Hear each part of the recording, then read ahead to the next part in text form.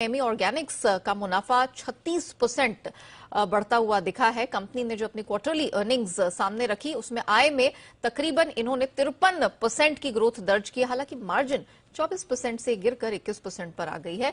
नतीजों पर और आगे के आउटलुक पर बात करने के लिए हमारे साथ कंपनी के सीएफओ अभिषेक पटेल साहब जुड़ चुके हैं। मिस्टर पटेल, गुड आफ्टरनून, बहुत स्वागत है आपका जी बिजनेस पे। मिस्टर पटेल, नंबर्स तो आपके अच्छे हैं, लेकिन मार्जिन ये तो मान के चला ही जा रहा था, मार्जिन्स में प्रेशर देखने को मिला है। हम आपसे समझना चाहेंगे कि अभी जो लागत है, जो इनपुट कॉस्ट है, उसको लेके सिनेरियो कैसा है और इस पर आपकी आगे की आउटलुक। Very good morning. पहले मैं आपको बताना चाहूंगा, आपके माध्यम से सारे हमारे शेयर होल्डर्स को भी बताना चाहूंगा कि हमारे मार्जिन जो हम आप नंबर के पीछे की स्टोरी आप देखोगे तो मार्जिन एक्चुअली हमारे दबाव में बिल्कुल भी नहीं है। आप जैसे जानते हैं हम लोगों ने गुजरात ऑर्गेनिक्स का बिजनेस एक्वायर किया है, जो हमारा 1 अप्रैल 2021 से हमारा इंटीग्रेशन शुरू हुआ है। तो अगर आप दोनों बिजनेस के पीछे की स्टोरी देखें तो हमारा एग्जिस्टिंग बिजनेस में मार्जिन इंटैक्ट है। There is a marginal improvement also in the margin.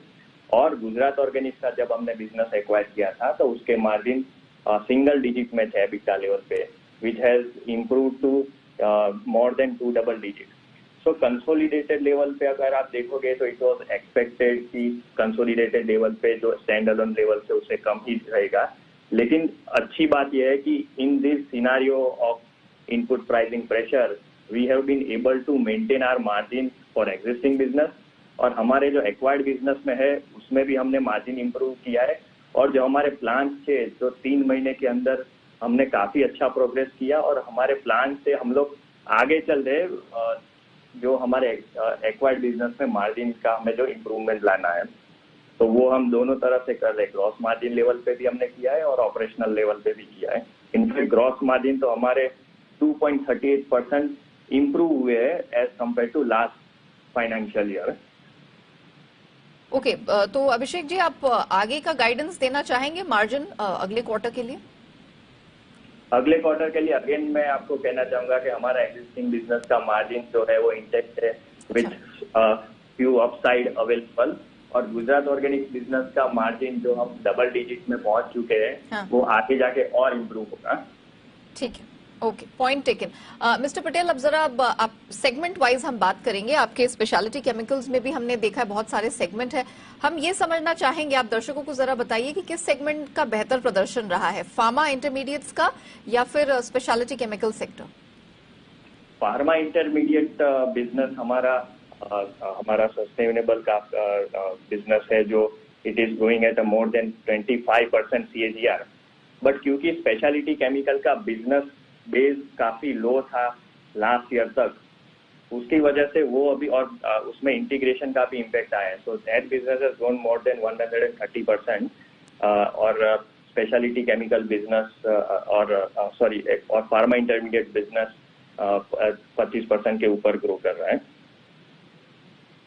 Okay, साथ ही बजट को लेकर, क्योंकि हाल फिलहाल में जो बजट में जिस तरह के ऐलान हमने देखे, काफी ऐसे केमिकल्स थे जिनके केस में हमने ड्यूटी रिवीजन होते हुए देखा है। किसी प्रकार का बेनिफिट आपकी कंपनी को, आपकी क्या एक्सपेक्टेशन थी और क्या वो पूरी होती हुई दिखी है? Duty in terms of custom duty we are not affected as considering our product line. तो वहां पे हमें कोई बेनिफिट नहीं है, ना ही कोई डाउनसाइड है। केमिकल सेगमेंट के लिए स्पेशली जो मतलब बजट में हमें कोई एडिशनल बेनिफिट केमिकल सेगमेंट्स को दिए नहीं गए हैं। एक था कि वो MEIS स्कीम के बंद होने के बाद कोई एक्सपोर्ट के ऊपर कोई इंसेंटिव मिले, but that has not been given. So that is fine. We are not, we have sustainable business model. We are not relying anywhere on the government, and still we are doing, not us, even industry is doing quite good. Taken, point taken. Mr. Patel, एक आखिरी सवाल, expansion को लेकर और outlook अगले वित्त वर्ष के लिहाज से अगर आप हमारे दर्शकों के साथ साझा करना चाहें तो। एक्सपेंशन के लिए जैसे हमने एक्सचेंजेस को भी इंटीमेट किया है कि हमारी जो एक्वायर्ड फैसिलिटी है अंकलेश्वर में, जो हमने गुजरात ऑर्गेनिक से ली थी, वहां से हम लोग प्रोडक्शन ट्रांसफर किया है हमारी झगड़िया फैसिलिटी में। क्योंकि जिससे हमारा ऑपरेशनल एफिशिएंसी इंप्रूव हो सके, and that has been shown in our results also. Expansion is under planning. Ankleshwar facility में हम लोग फार्मा इंटरमीडिएट ब्लॉक सेटअप करेंगे इसको रिफर्बिश करके, लेकिन उसका टोटल एक्सपेंशन कॉस्ट अभी वर्किंग स्टेज में है. जैसे ही वो फाइनलाइज होगा, will intimate to all our shareholders on this. Okay, mister Abhishek Patel, thank you so much आज हमारे साथ जुड़ने के लिए और नतीजों के बाद उसके highlights end of course company का जो आगे का आउटलुक है वो भी दर्शकों के सामने रखने के लिए. तो ये था एमी ऑर्गेनिक्स का मैनेजमेंट बताते हुए कि कहां से प्रेशर देखने को मिला, खासतौर से मार्जिन पर, और आगे उनकी